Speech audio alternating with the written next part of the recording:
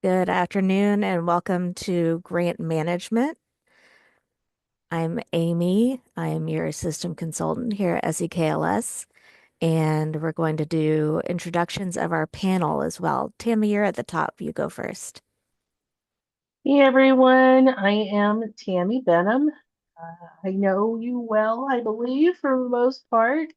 I'm youth services consultant at SCKLS, and I also write and administer the family play spaces in Kansas Grant through the Kansas Children's Cabinet and Trust Fund.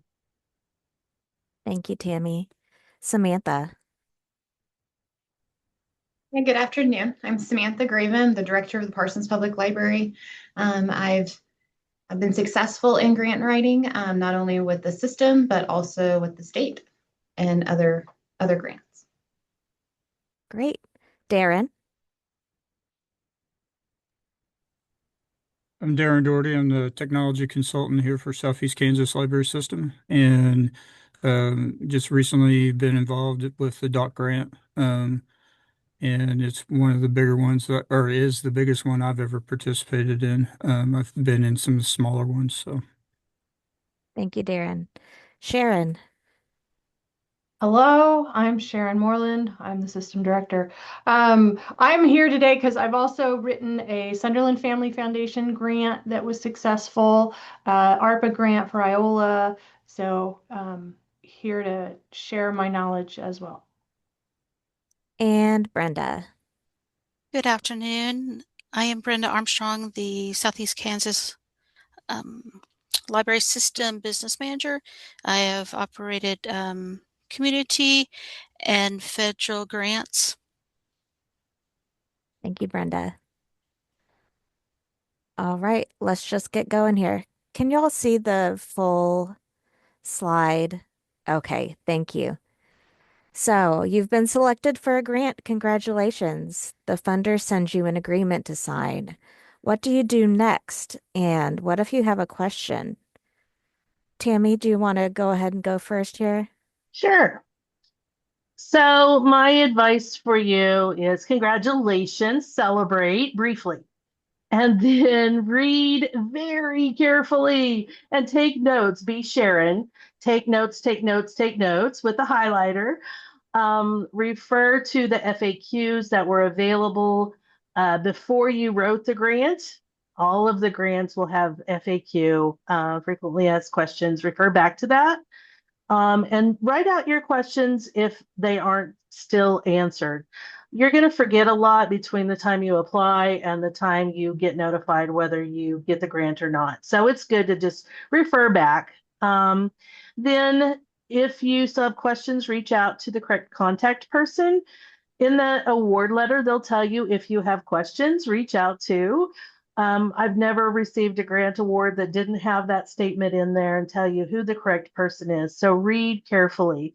If not, then reply to the person who let you know that you received the award. Um, I would say ask about reporting requirements and deadlines if they aren't specified right then, and add them to your calendar. You're going to hear me say that a lot during this presentation. Whatever calendar you use that you look at all the time, add the dates to your calendar right then. Don't wait. Understand what you're committing to. Know the scope of the grant, where the money comes from, and what the reporting looks like right then. And then here's the practical side. Are you the person designated to sign the grant? Is it you because you wrote it? Is it your board president? I have a boss that signs our grant applications, even though I write them. So know who the right person is and make sure that you're getting the correct signatures. And then are you the person responsible for the outcomes? Are you the solely responsible for all the outcomes? If not, then you need to know that and who else you need to be communicating with. So those are my thoughts. Sharon, you want to jump in there? Well, so one of the things that was really helpful with the Mobile Makerspace grant was Darren, Brenda, and I were able to go to a launch webinar. So we were able to sit down and hear from the person telling us what we had already read. So the process, the reporting, how their spreadsheet works to do our report, specifically what happens if we want to change, what something changes. How do we do that process? So I found that webinar extremely helpful as well, and would recommend attending that if there is one. And then, yeah, if Tammy was mentioning who signs, if it is, if this grant is on behalf of your library, your board secretary should probably be the one to sign, but it could also be your president. Thank you. So it's a pretty good idea to have a launch meeting so everyone is on the same page and understands their role. What does this look like if you have an organization that you're partnering with?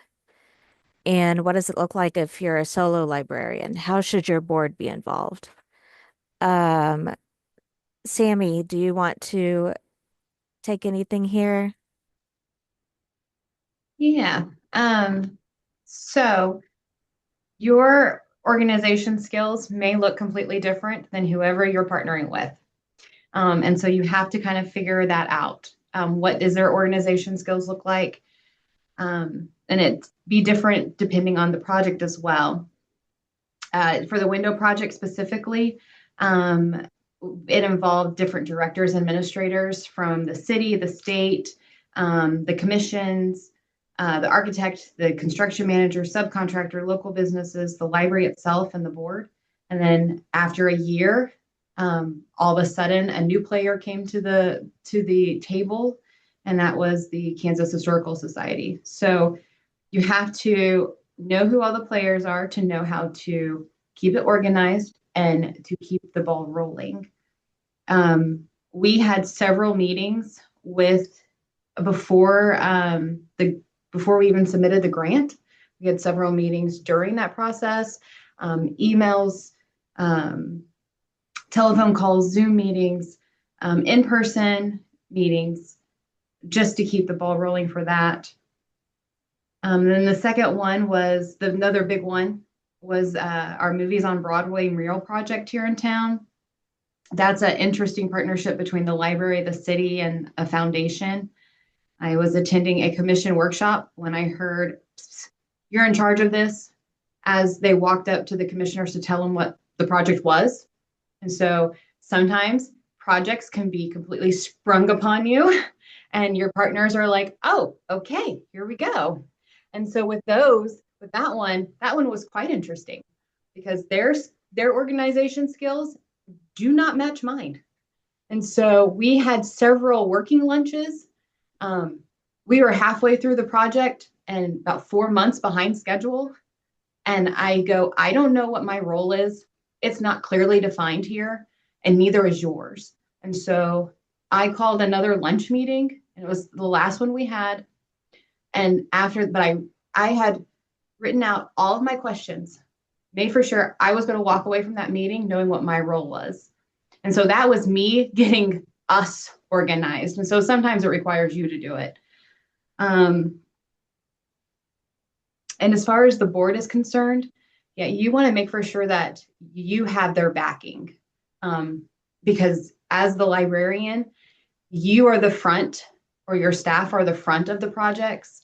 And if you don't have their backing when negative comments come out, or you're attacked via social media or out on the street or at commission meetings, then you will quickly lose your love for this project. And so by having everyone organized and ready to go when that project hits the ground running, or if it takes 3 years to complete, sometimes that literally just starts with a lunch. Thank you, Samantha. Tammy, do you have anything to add? Well, part of your question is, what if you're a solo librarian? And I think I would contact the board and write a press release. Make sure that the press knows and invite them to come and talk to you about your project. I've had lots and lots of interviews. Tell me what this is about. So practice, write it out, articulate it to your best friend or your boss or your board members and your dog. And so saying it out loud is different than writing it down or saying it in your head.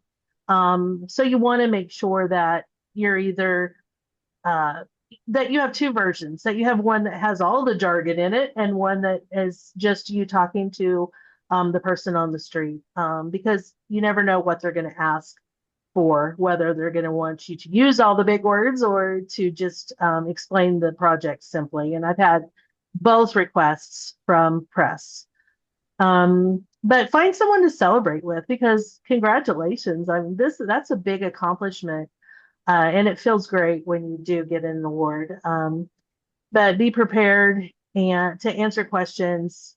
Print out your press release that you write, so that the press can have a copy, and be prepared to just hand it out, including all the acknowledgments. And grant acknowledgments are usually included in that award letter. That things that say you need to acknowledge who your funding comes from or not, and what you can say, what you should say, sometimes what font you should say it in, and which graphic you should use, and which logo.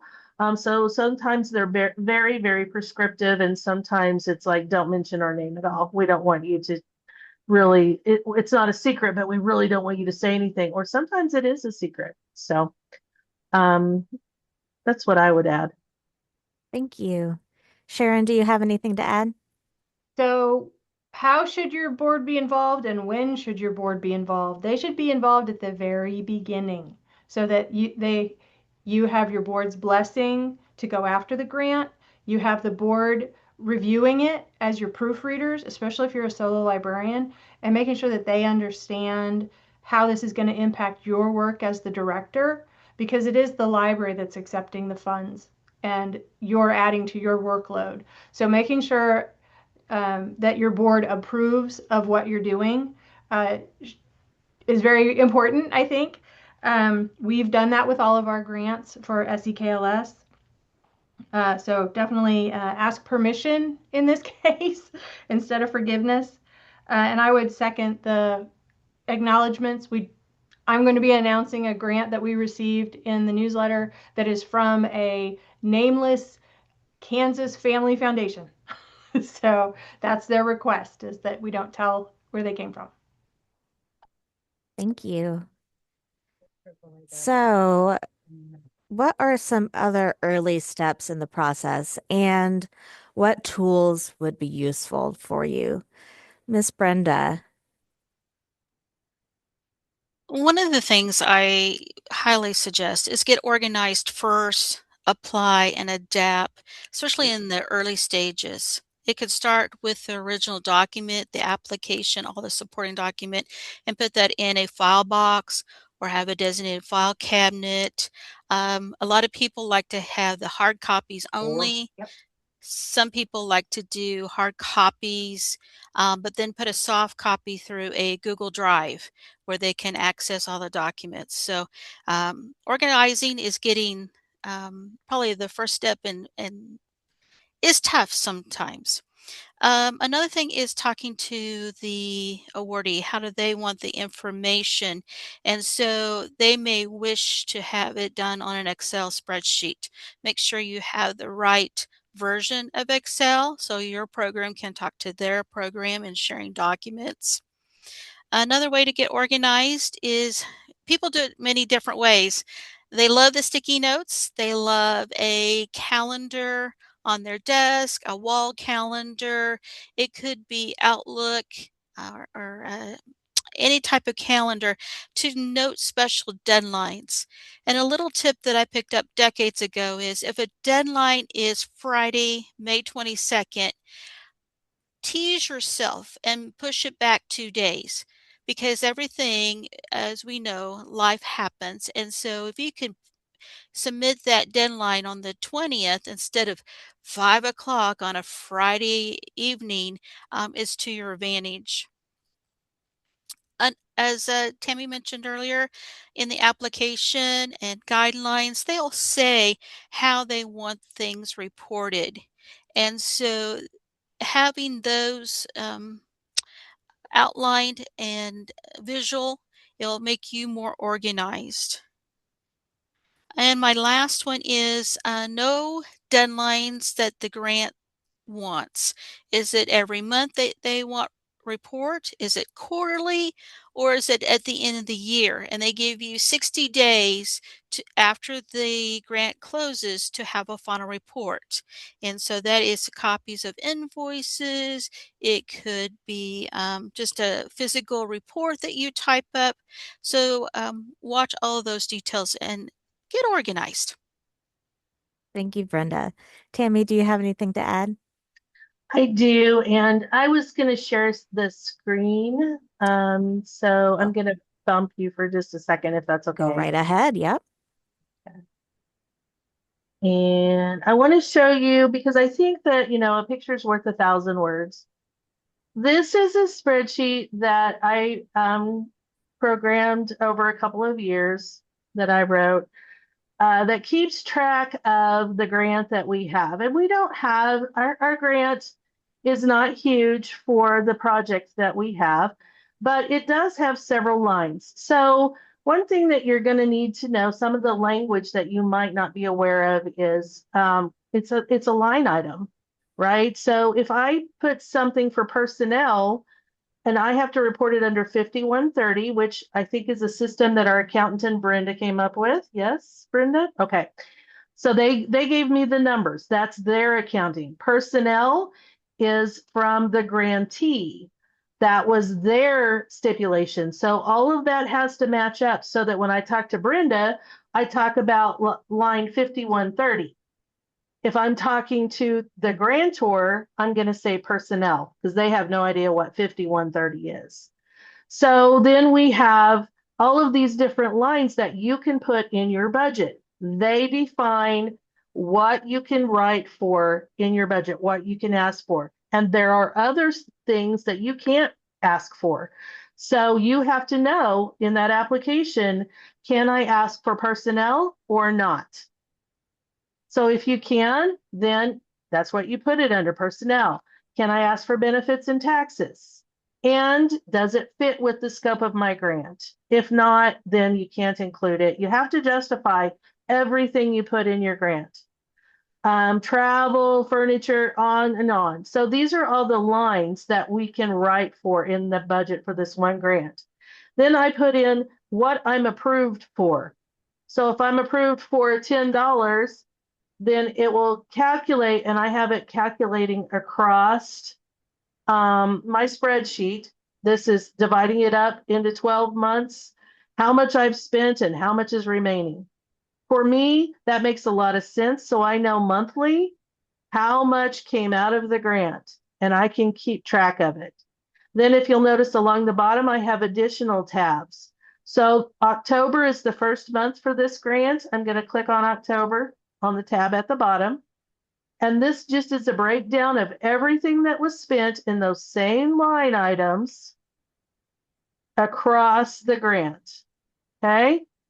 Now, one thing that I do is if I have something that I have a receipt for, I don't know if I have anything in here that I left hooked, but I will, right here. So if I have an invoice and something that I have a receipt for, I will link it. If you don't know how to do that, you can Google it, how to link in Excel. It's really just Control K, and then you put in the link where you want it to go, the address where you want it to go. But then if I have a question of, oh, I forgot, what's this $49.50 for? I can click on it and easily go to that invoice or that receipt and look at what it is that it was written for. Okay, this comes in really handy when you're dealing with multiple organizations that you're purchasing for, which is part of this grant. But it can also come in really handy when you're trying to keep track of what you've spent. And often Brenda's like, where's the receipt? And this is the first place I look because this is what I do. On the back end of that, this is Google. So I put a folder under grant management. I have a file system under budget. Here are invoices. So this is my invoice for January. Well, that says January, but it should say February. This was just a demonstration. So I keep them broken down by month, January, February, March.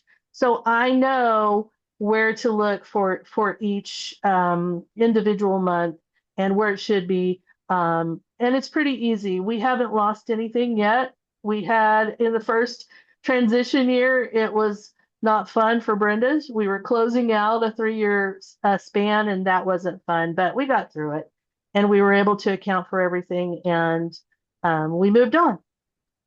So I wanted to show you that. I hope you find that to be a little bit helpful. But do look at how am I going to be accountable for what's going on so that, yeah. Does that make sense? Does anybody have questions over what I did and why?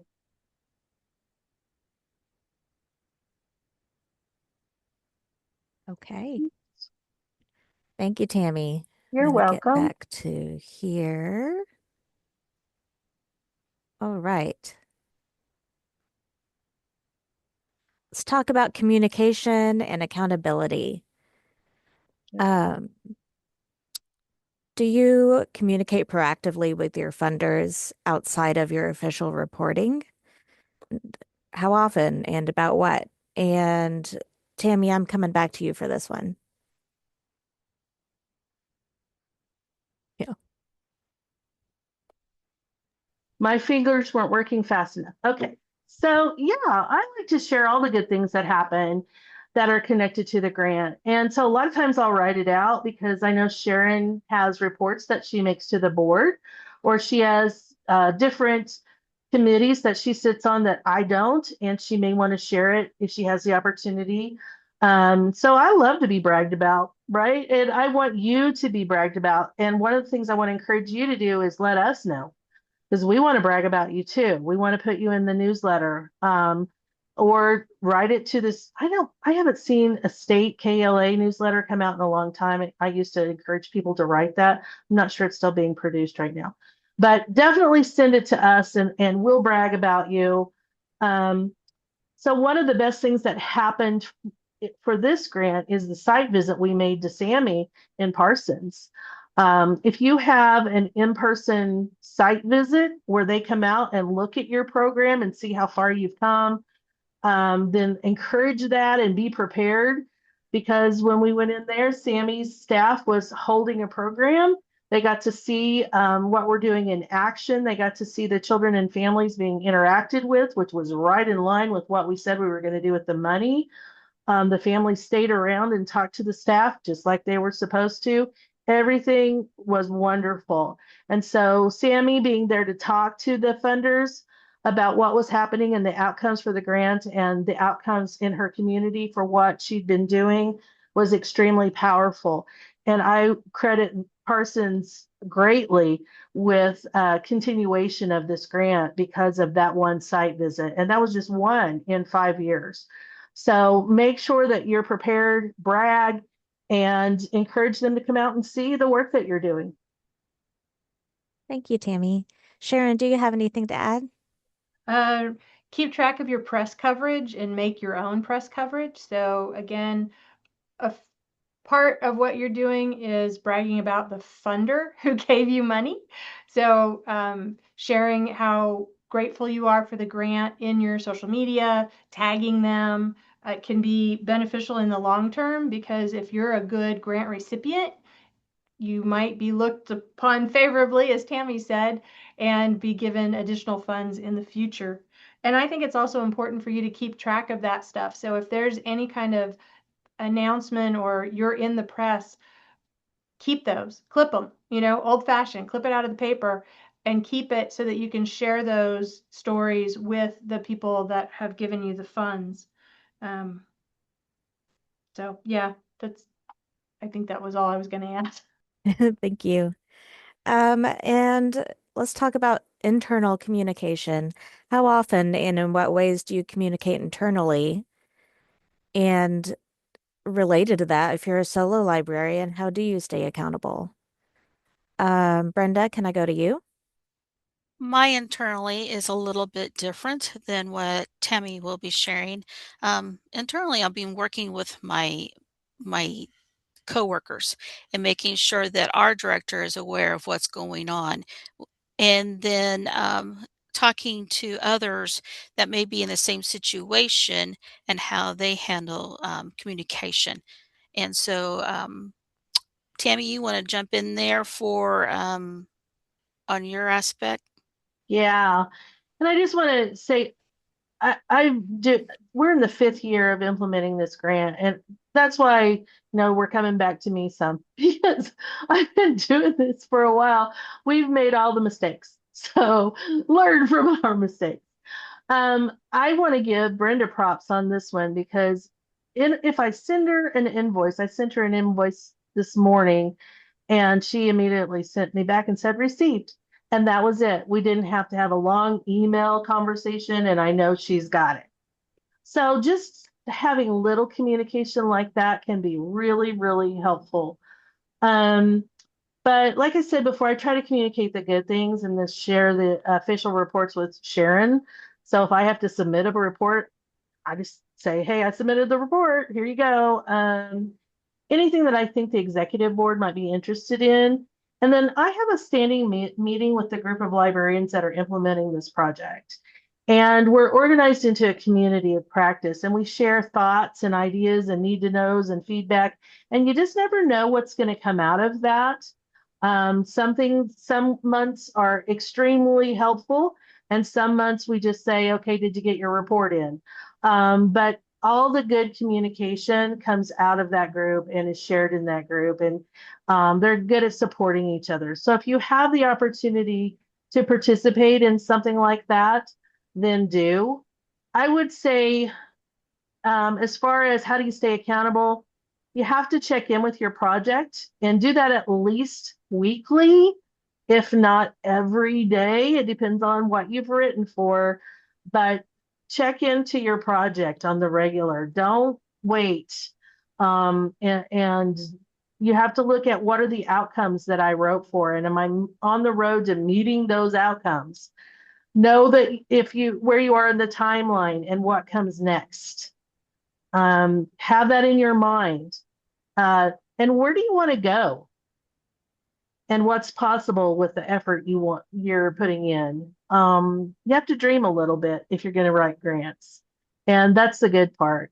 Never know when your dreams are going to come true. I want to Go ahead. jump on that if that's okay. Yeah. One place you need to communicate with is your board. It's your president, your secretaries watching your bills, and give the board an update regularly because of what you're going through and what you need to get done, because they're your support system, and they're the ones that will be backing you up. Mm-hmm. And you never know who's watching. That's and true. what can happen by someone watching you. Just like what I was talking about in Parsons with Sammy's staff, doing exactly like what they were supposed to. Have integrity and do what you're supposed to be doing all the time. It's so important. Who knew what was going to come out of that? And so make sure that you have integrity. This is an important one for me. Understand the responsibility of having a positive reflection on your organization. That one can also be heavy.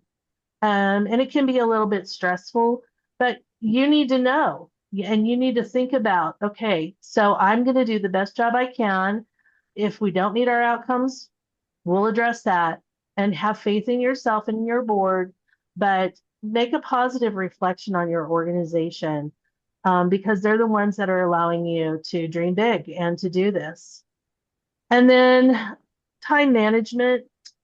If you're at capacity, which a lot of you already are before you ever write a grant, and you're writing a grant because you think this is either what needs to happen in our community, or maybe I can get some staff to help me, or whatever reason you have, what gives?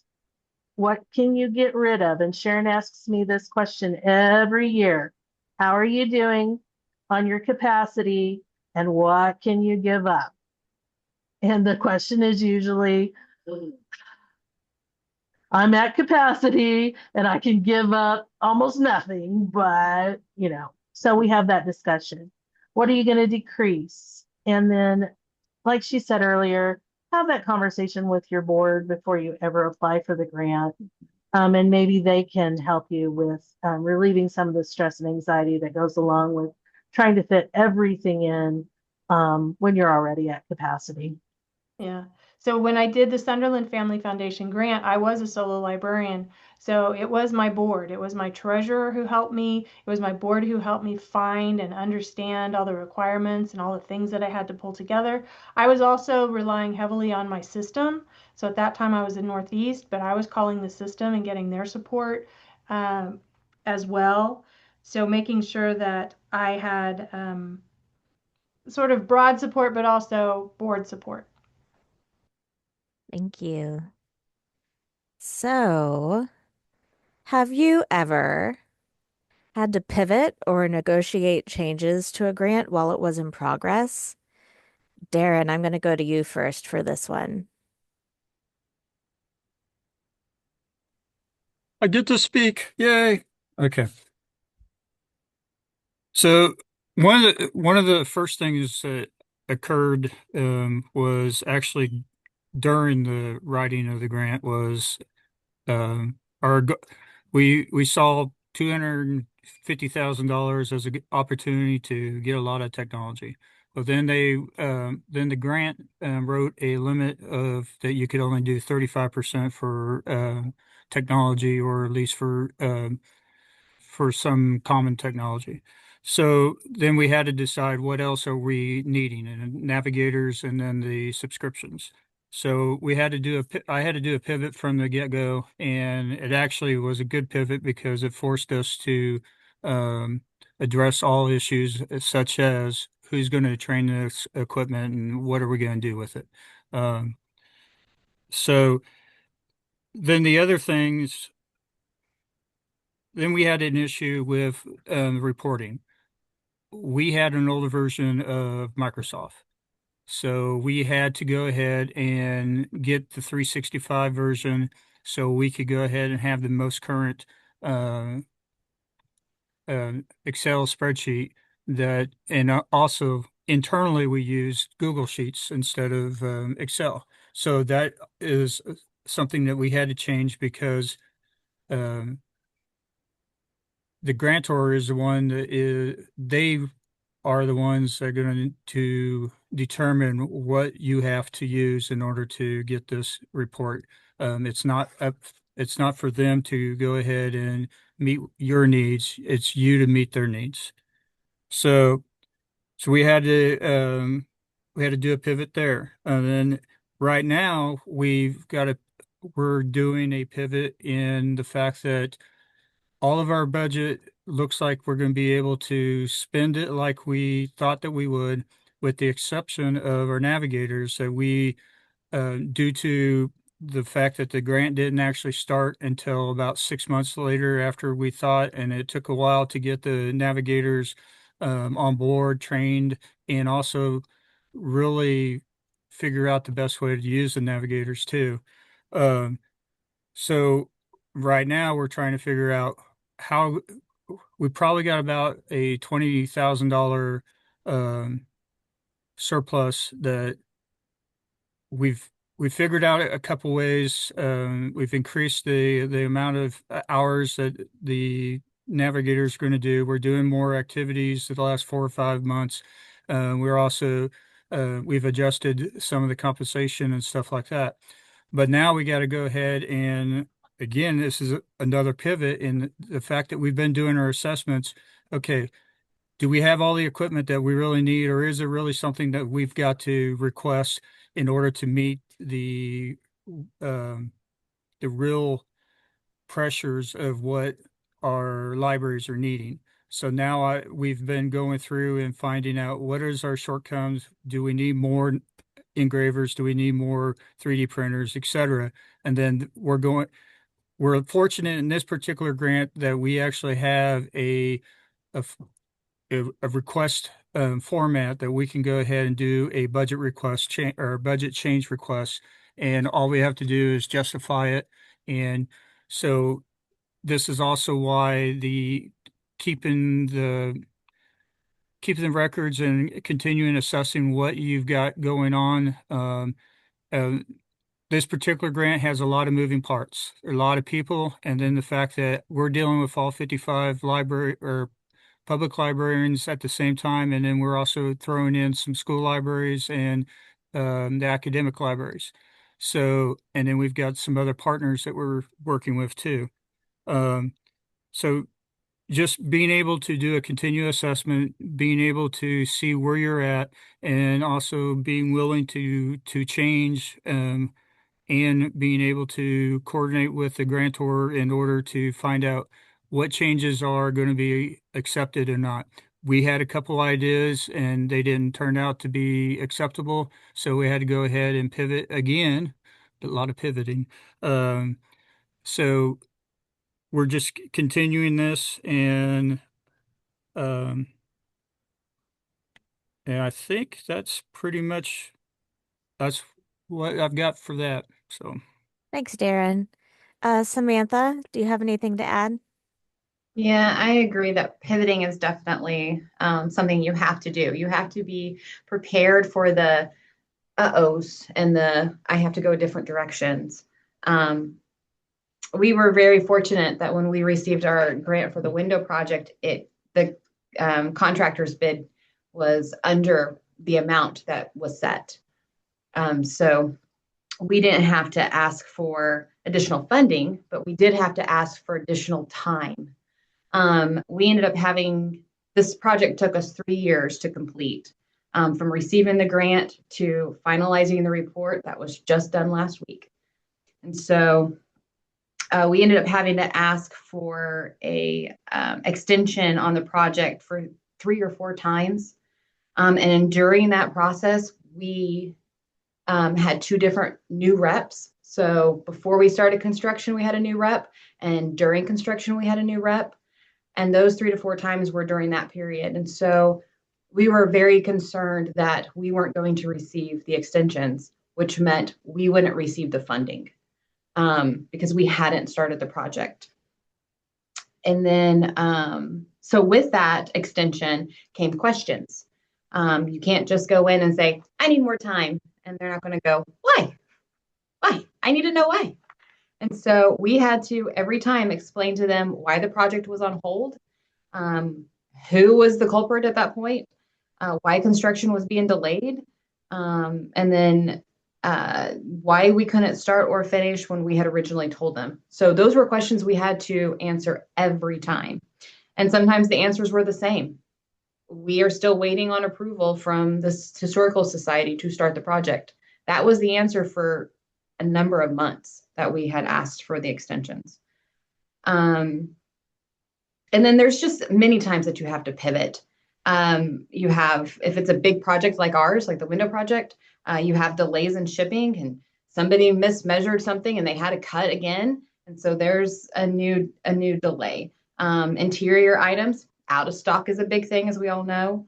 And so those little things can seem like really big stressors, but as long as you're willing to just pivot and keep going, like we've been talking about, you can get through those hurdles. Thank you. Tammy, do you have anything to add? Every time you have a pivot, document it.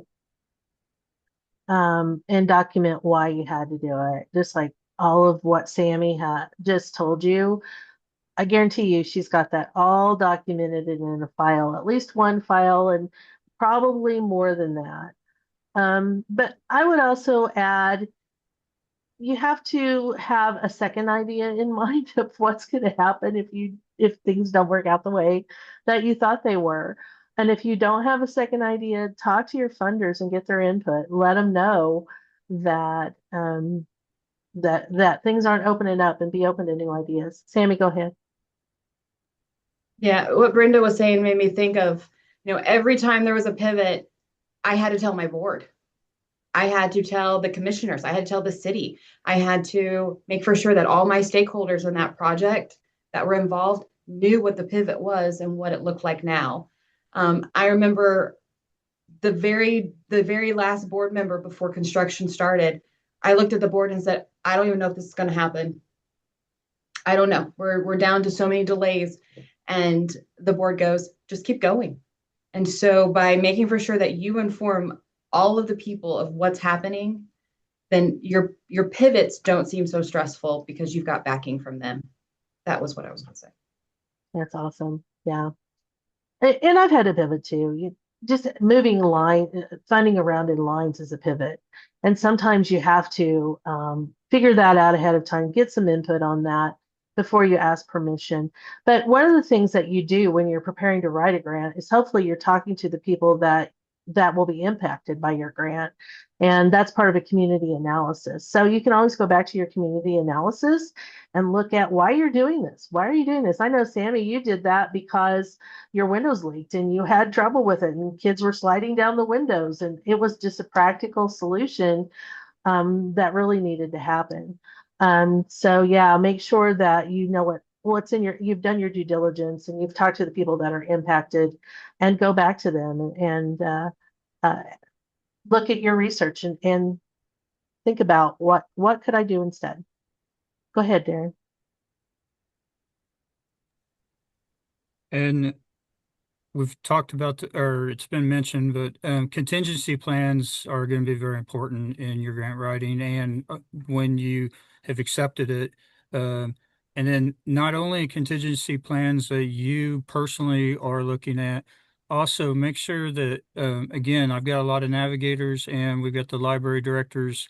I've been asking for feedback from them as far as, is there something that we haven't addressed yet? Or if I get the opportunity to purchase something, is there something I need to look at and I need to make a recommendation to Sharon that we need to make this recommendation to the grantors. So continue to get the feedback from the people that are being involved, and the assessments from the attendees on your programs and stuff, to make sure that if you hear some negatives or you hear some concerns, hey, we should have done this, then go ahead and put those in your contingency plans. You may get to address them, you may not.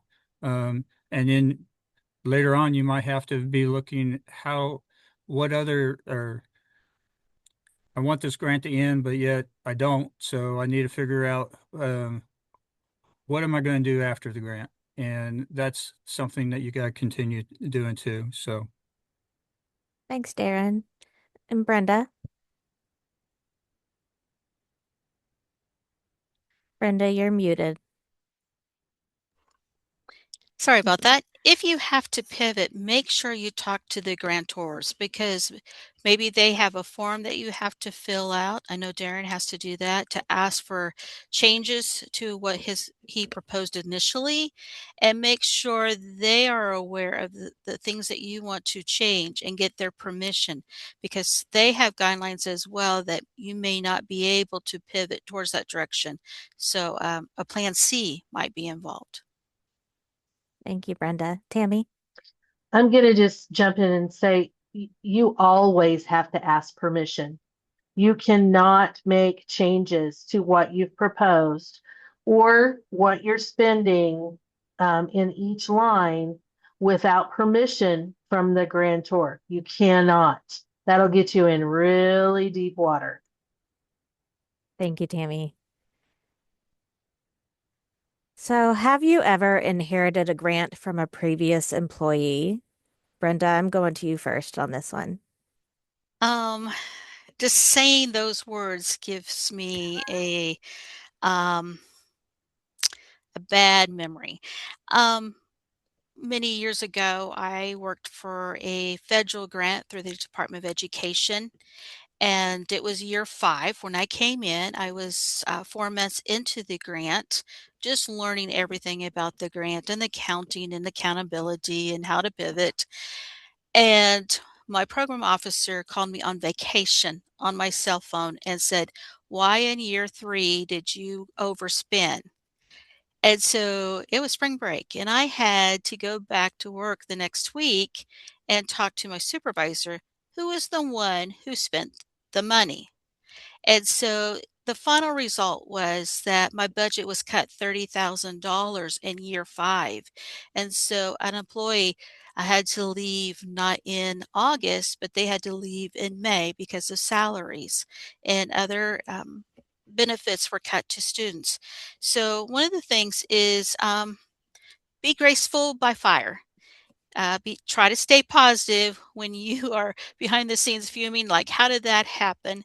Talk to all the parties, talk to your accounting, if you're going through an accountant or a financial officer, a board treasurer. We have some small libraries that has their bills paid by the city office. So go and get all the information and double check things. I I strongly suggest to you that if you're organized and you have all your documents in place, things will be a lot easier for you to backtrack and to go back, to go forward.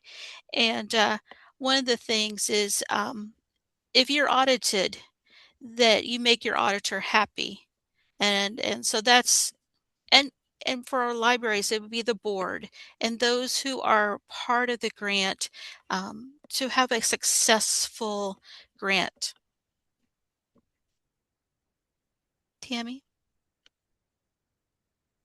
Okay, so do you remember when Sharon said a while back, you're writing this grant on behalf of your library? So even if Angela is successful at writing the grant and a month into a 12-month grant, she decides to leave, the library still is on the hook for that grant. So whoever replaces Angela, whether that's the board decides to step in and do it or the next director, they still are responsible for doing what they said they were going to do and what they're getting paid to do. So absolutely, this has happened to me before. And what you do is you implement what that person wrote.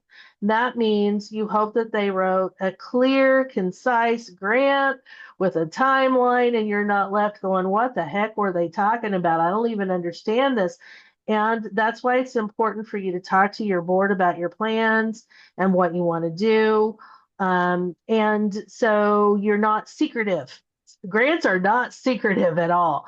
You have to be very transparent, let everyone know what your hopes are, what your dreams are, what your contingency plan is. One of the things that you might have to answer on a grant application is what happens after this grant ends? How are you going to continue funding this grant or this initiative? So you have to dream big depending on what you're writing for. But hopefully you'll write it well enough that you'll have the opportunity to write again. And then you can put your own spin on things. And so I guess the big thing is don't burn any bridges for yourself or your library. Implement the best that you can. And if you have questions, reach out. But always have the long game in mind, and be reflective, positively reflective on your organization. Thank you, Tammy. So let's talk about closing out the grant. What do you do if you're having trouble strategically and fully spending down grant funds? And besides spending money, what does the process of closing out a grant usually look like? I'm going to go to Samantha first on this one. Well, again, it depends on what the grant was and who all the players are. With the window project, the majority of that fell on the city, but I still had deadlines that I had to meet, a documentation that I had to provide. And so with that, you want to make for sure that you are ready to go on all of your reports, whether it's they need those reports printed, scanned, because some of the reports that I had weren't digital reports. They weren't emailed to me. So I had to scan everything into one document and send it. Or it was, I could just upload it on a zip drive. So you kind of need to know what all the reporting avenues are that you have to use. Again, when it comes to what if you still have some spending, you have to pivot and spend that fund within the boundaries of the grant.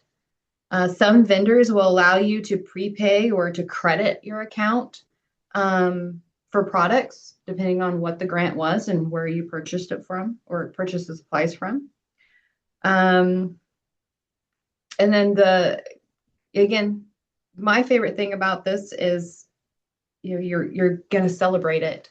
That's really what the window project closing out looked like for us, because I didn't have to do the bulk of the paperwork. So we celebrated as a community, invited all of the stakeholders, everyone who had even the smallest bit of part, sent them personal invitations to it. Everyone who wrote in to support the grant from the very beginning, support the project, they all received a handwritten, not handwritten, but an envelope with an invite in it, to come celebrate it, brag about the project, invite the paper, invite your social media friends, invite the local TV station, invite everyone. That way you can brag about it, celebrate it, because you know that was a lot of hard work. Yes, indeed. Tammy? So I'm asked to complete a quarterly financial report that looks at whether or not we're spending down each line. And if we're behind on spending, we have to say why we're behind on spending in each of the lines. And then we have to make a plan for how we're going to spend that money to make sure that it's spent on time. So making sure that you are on track for what you said you're going to do is important to funders. They don't want the money back. They want you to spend the money, but they also want you to spend the money on how you said you were going to spend it. So your commitment is very important to them. Previously, I've had to look at other ways to spend down a line that was behind and to get permission to shift money into a different line. So things can get foggy. Document, document, document. And also timelines can and do shift, and sometimes they shorten and you have to adapt. So keep that in mind as well when you're closing out a grant. It's going to be a lot of paperwork. You're going to have to write a final report, justify how you spent the money, justify whether or not you were able to meet your outcomes that you stated at the beginning. What, if anything, changed? So there's a lot of reporting that goes along with the grant beyond just your monthly reporting. You'll have to definitely write a report at the end for sure. Sharon? Well, and you need to be thinking about closing out the grant several months before it's time to close out the grant. That this is not a time to procrastinate, because if you do have some money that you need to spend, you need to be able to do that thoughtfully and go through the change request forms and the process to get that done. So be looking at the end game well before, so at least a lap before, know where you need to be in 4 months, 3 months, 2 months, 2 weeks, and go time. Thank you. And Tammy? Sharon, to that, would you talk a little bit about how we have to do our accounting, because we are required to we can't ask for the money to be reimbursed before it's actually spent. Right. So we're not allowed to encumbered. We're cash basis. So with Tammy's grant, it's a reimbursement grant. So we have to spend the money. We have to have paid the Visa bill because we've actually spent the money. Then we can ask for reimbursement for it. Some grants, they just give you the money up front, and then you have to show how you spent it. But for Tammy's especially, it took us a while to work with our accountant because she was encumbering our funds, and we're like, we can't do that. So we had to change our process to make sure that we weren't pre-spending money that we didn't have. So I don't know that that answered the question, but Know your Okay. accounting and how you're supposed to draw down the funds, and know it well and intimately. So, what are some of the risks of ineffective grant management? Sharon? I'll answer that one. You don't get another one. So I'm on the board of the Community Foundation here in Iola, and if you are a grant recipient that either doesn't spend the money the way you said you were going to spend the money, or maybe you didn't follow the procedures that we asked you about acknowledgement, we're going to flag you and probably not give you any money the next year. So it's important to have a good relationship with your funder. And because they're providing you with grants, being very aware of dotting your I's, crossing your T's, and treating them with respect, I guess, is part of it. You need to respect them as the person who's giving you $250,000, $165,000, whatever amount of money that it is. So ineffective grant management, one, you don't get any more money. Two, you get audited. And if they feel that you have mismanaged that money, you put yourself at risk for fraud and can be audited. And if you have been, if you've seriously mismanaged funds, that's illegal. So there is a legal risk that you put yourself in.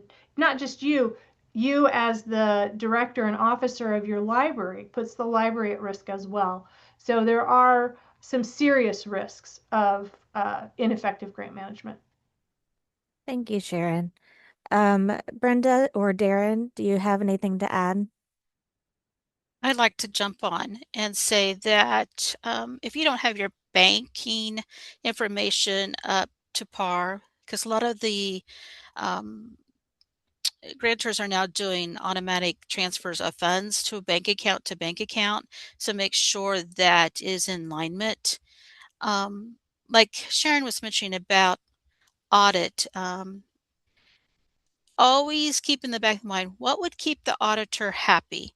And so making sure you keep accurate records, that you don't have to spend down money on the last day of the last month at 5 o'clock. That looks really like a red flag.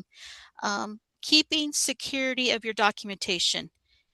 Even though the grant is over, it's really not over until 90 days, or it could be a couple of years down the road. So keep the records on file in a safe location.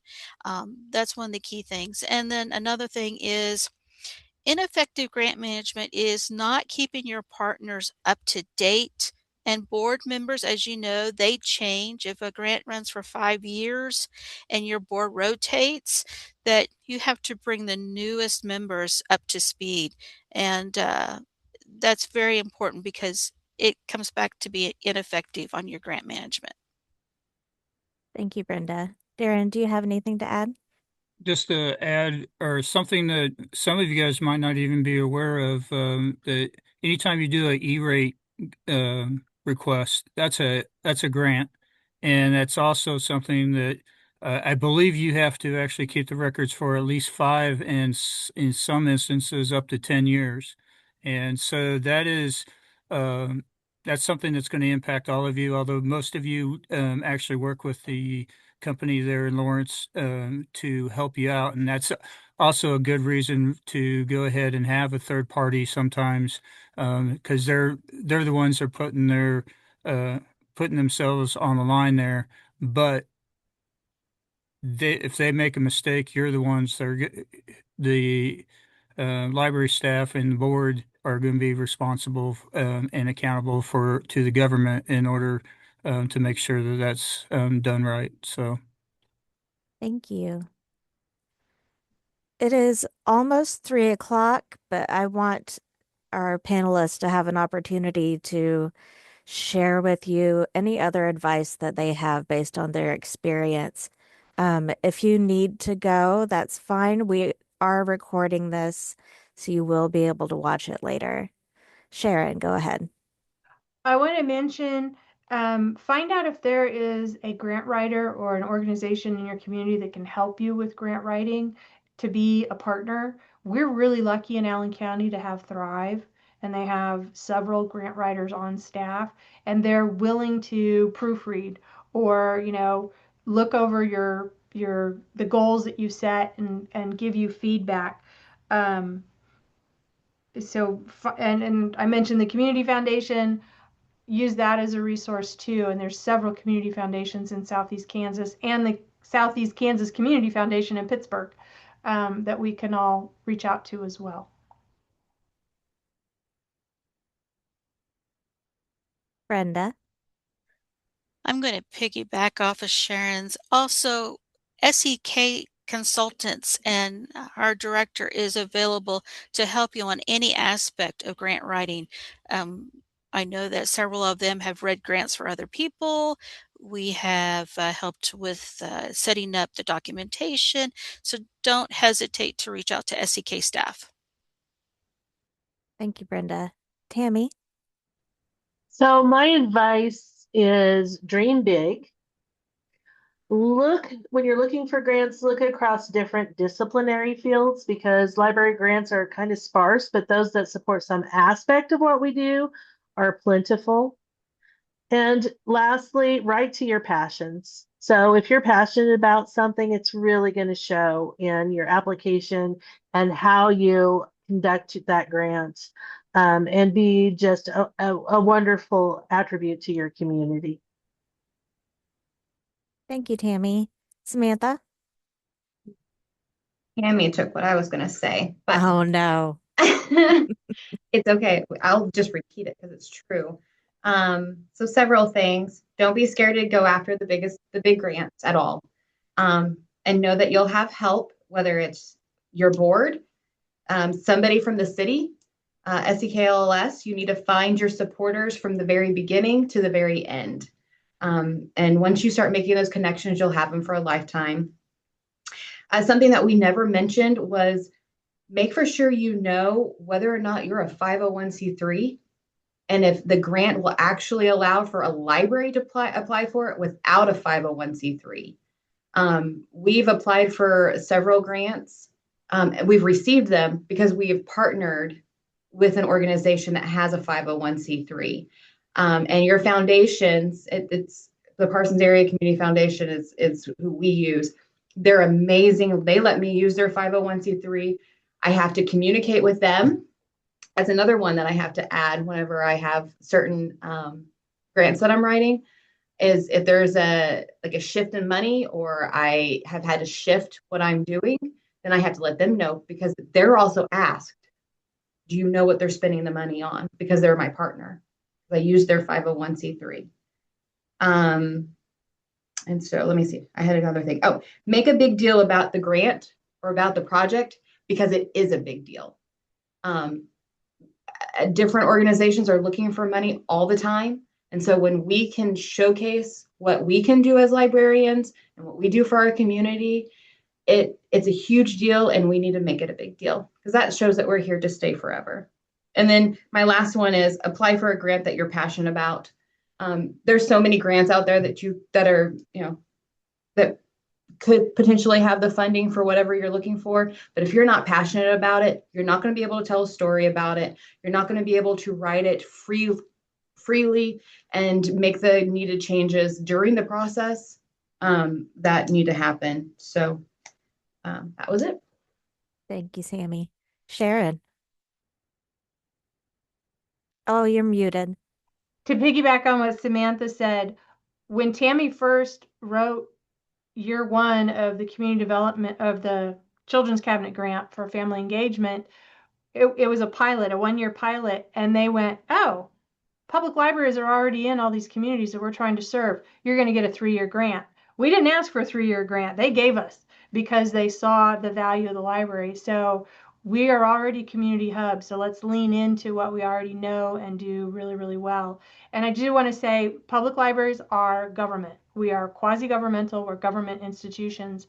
So we are not a 501c3. And according to my auditor, we shouldn't be a 501c3, but you can partner with 501c3s, including the foundation out of Northeast. They're willing to help us be our financial, the sort of the fiduciary. They receive the money and help you spend it.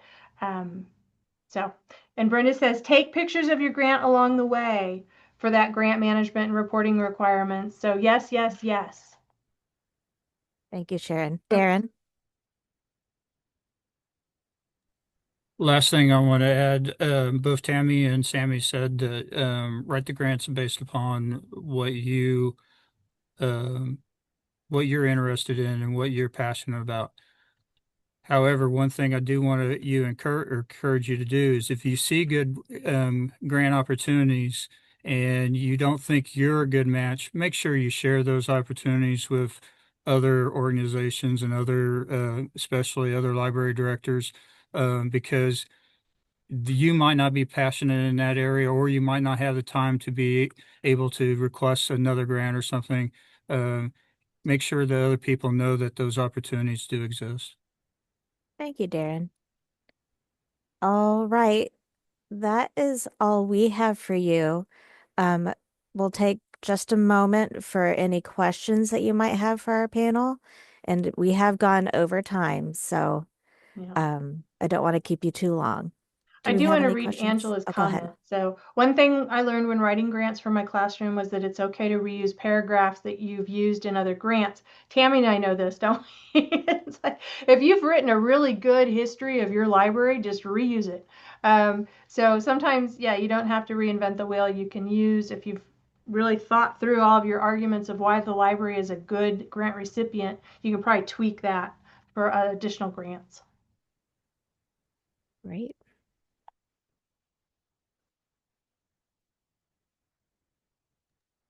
Is anyone planning on writing a grant? Or is there anything that you have questions about that we did not address? Yes.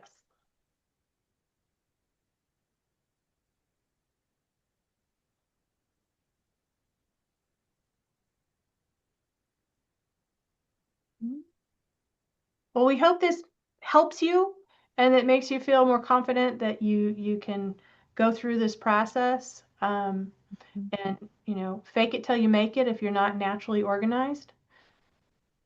And you can do it and we can help. Thank you all so much for coming. We'll have a recording available for you soon. I'll send that out in an email, and it will be on our YouTube. Thanks, Amy, everyone. Amy, I think Lucretia had a Oh. comment or a question. She came up mute. Go ahead, Lucretia.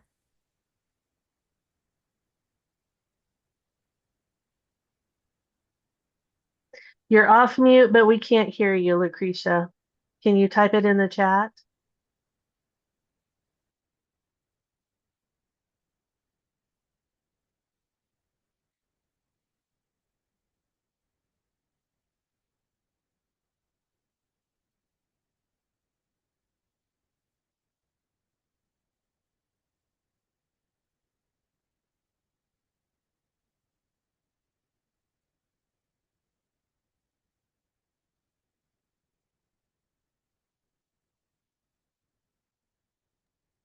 I'm happy to follow up afterward in All case right. she's having trouble with chat. Microphone's not working. Okay. Yeah. Lucretia, Tammy will follow up with you. All right. Thank you, everybody. And we will see you next time. Thank you.